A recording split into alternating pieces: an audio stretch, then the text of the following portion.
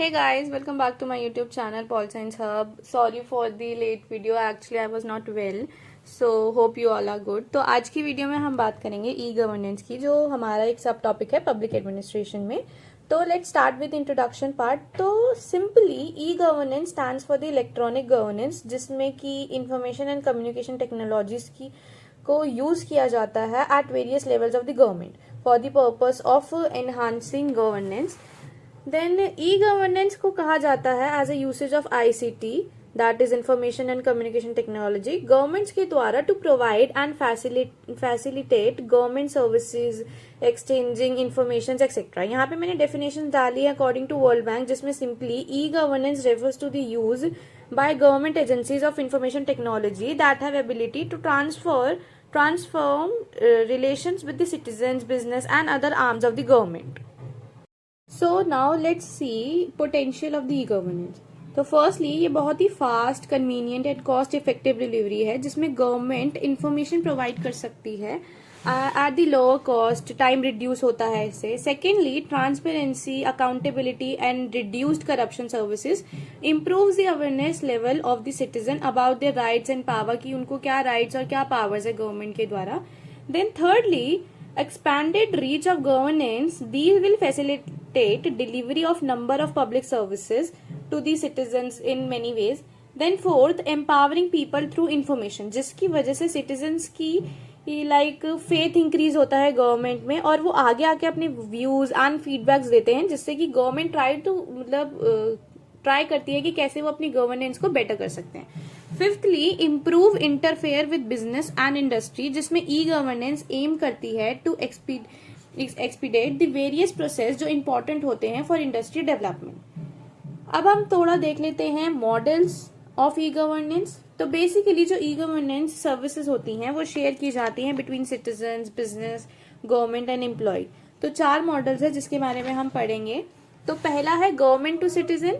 ये model of e governance refer करता है उन गवर्नमेंट सर्विसेज की जो शेयर की जाती है between the citizen and the government, और ये मॉडल स्ट्रेंथन भी करता है इनके बॉन्ड को between the government and citizen के बॉन्ड को स्ट्रेंथन करता है. और इसमें जो सर्विसेज प्रोवाइड होती है वो are online bills, payment, registration of applications etcetera. Then second है गवर्नमेंट टू गवर्नमेंट. ये ई गवर्नेंस मॉडल रेफर करता है उन सर्विसेज की जो शेयर होती है between the government and the government among the government itself, like finance and budget work जो होता है उनकी इंफॉर्मेशन शेयर की जाती है, गवर्नमेंट डॉक्यूमेंट एक्सचेंज होते हैं. फिर आता है हमारा थर्ड, गवर्नमेंट टू बिजनेस. इस ई गवर्नेंस के द्वारा बॉन्ड स्ट्रेंथन होता है between the private sector and the government, और इससे एग्जांपल्स है like collection of taxes, sharing of all kinds of information, rules and data. Now fourth, government to employees. ये e governance model transparency को increase करता है between government and employees, और उनकी relationship को स्ट्रेंथन भी करता है.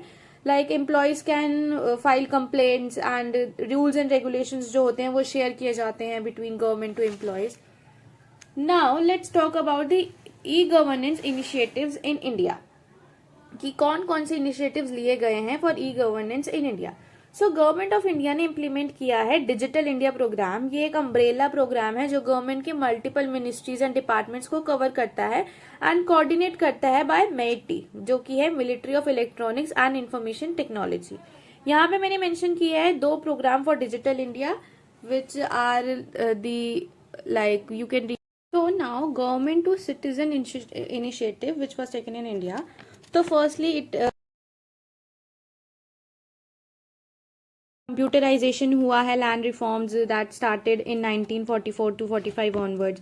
देन भूमि पूजन इन कर्नाटका एक सेल्फ सस्टेनेबल प्रोजेक्ट है for delivery of 20 million rural land.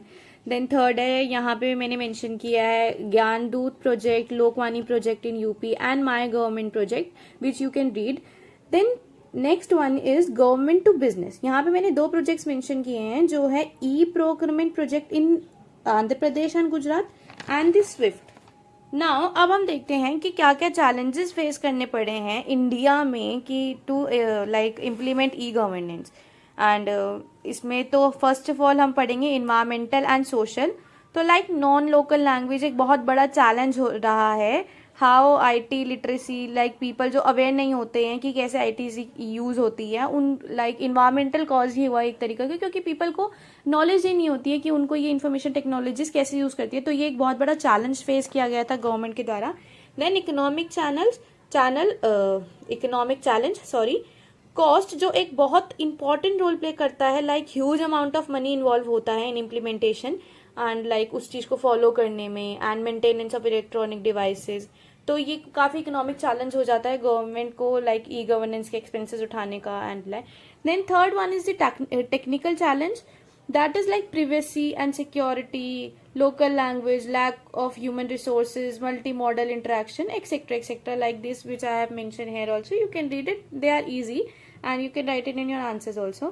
अब हम बात करेंगे recommendations। तो ये स्लाइड और जो नेक्स्ट स्लाइड है पूरी बेस्ड है on the second administration commission ने क्या रिकमेंडेशंस दी है on e governance, like building cognizant environment, public private partnership, legal framework, etc. ये बहुत सारी recommendations दी हैं जिनको आप पढ़ेंगे तो आपको समझ आ जाएगा। And thank you